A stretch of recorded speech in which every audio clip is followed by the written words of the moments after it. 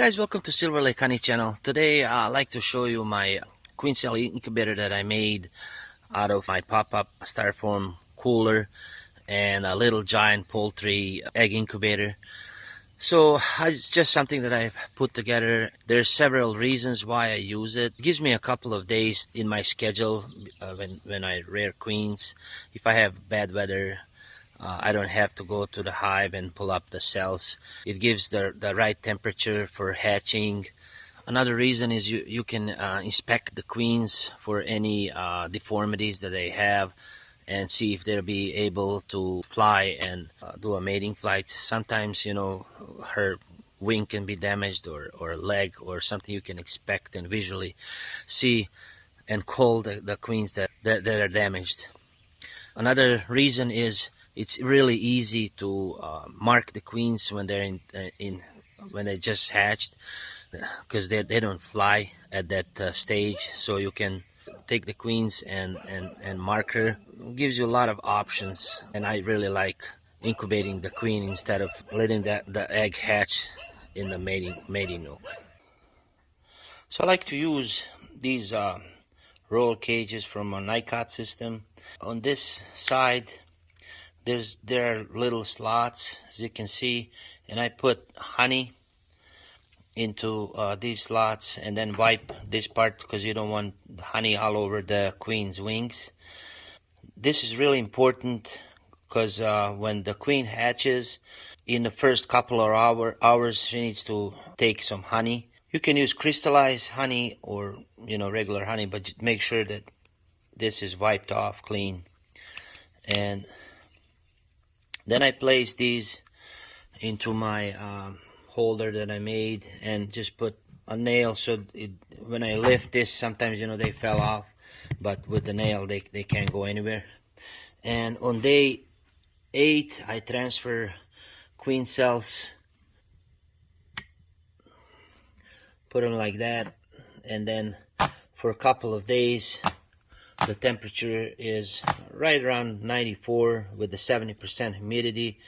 The queen will hatch into this roller cage, and then I mark the queen.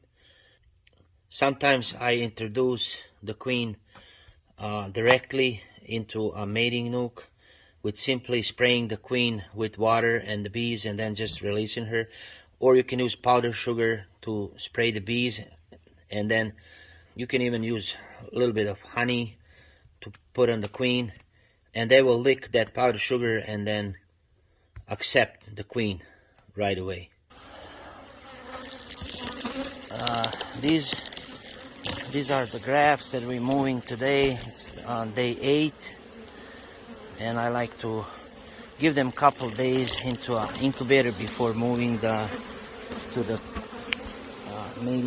the mating nooks. So these are going to be moved today. As you can see, nice large cells, and looks like we have about, I would say, 90%, maybe 95% acceptance. We're missing 2 right here, but so these are going to be moved today to the incubator. So the temperature that I like having is around 93-94 degrees Fahrenheit. This thing came with my old pop-up, and I pulled it out of my pop-up camper, but you can use like a cooler or something similar.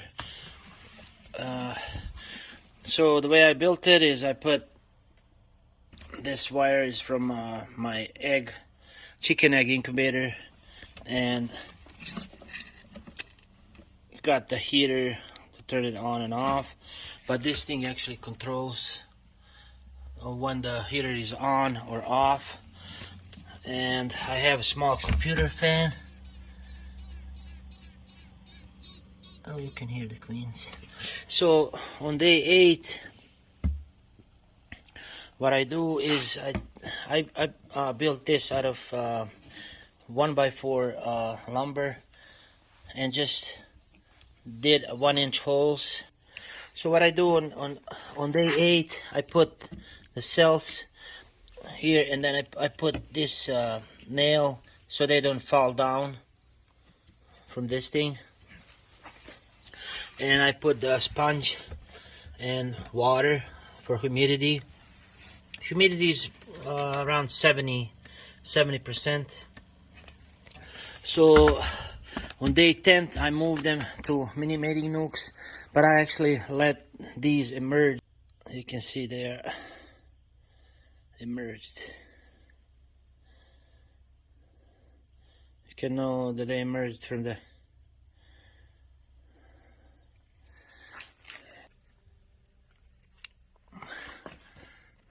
there's a virgin queen right here.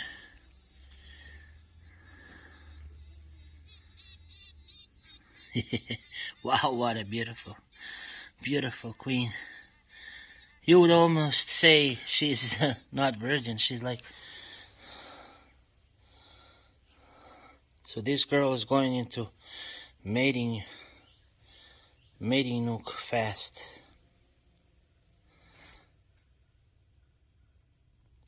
She almost looks like she's mated. So I'll put her back.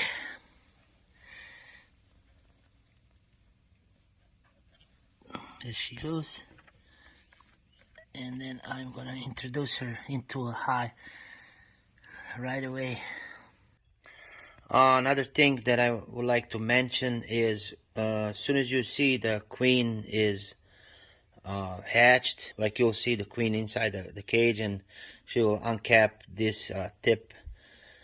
I always take these queen cells and then remove this part right here, because the queen sometimes comes back and tries to take this remaining royal jelly inside the cell, and sometimes she got stuck in this part. So I remove this and then cover it back on, and she's got access to the royal jelly and she'll not get stuck into the cell. After the queens emerge, I like to move them right away to the mating nooks, and then when I check them, I put these so I know that there's queen in there. I have these mating nooks in different configurations. In these mini mating nooks, 2-frame nooks, and 4-frame small nooks. And after, so they are all, entrances are placed differently. And in a couple of weeks I check them and see if they're laying. So if everything checks okay and their brood pattern is good, then to save also a few days, I like to I move them. If I have extra queens, I move them to the queen bank, which is a queenless hive, and all the queens are in the single. They don't have any attendants. They're single queens in every cage.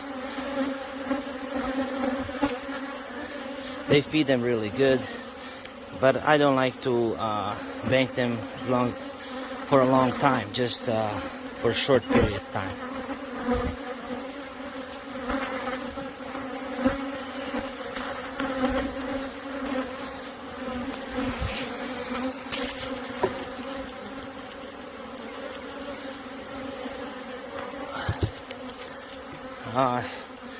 But